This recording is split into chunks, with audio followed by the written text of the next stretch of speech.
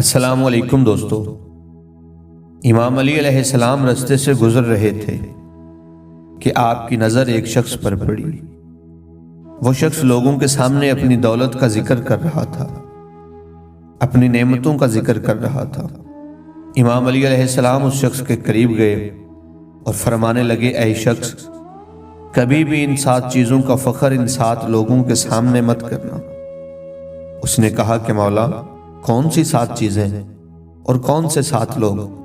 تو میرے مولا علی علیہ السلام نے فرمایا، کسی بیمار کے سامنے اپنی تندرستی کا فخر مت کرنا، کسی غریب کے سامنے اپنی دولت پہ فخر نہ کرنا، کسی قیدی کے سامنے اپنی آزادی کا ذکر مت کرنا، کسی کمزور کے سامنے اپنی طاقت پہ فخر نہ کرنا، کسی غمزدہ انسان کے سامنے اپنی خوشی پہ فخر نہ کرنا، کسی یتیم کو دیکھو تو اپنے والدین پر فخر نہ کرنا، اور کسی بے اولاد کے سامنے کبھی اپنی اولاد پہ فخر نہ کرنا۔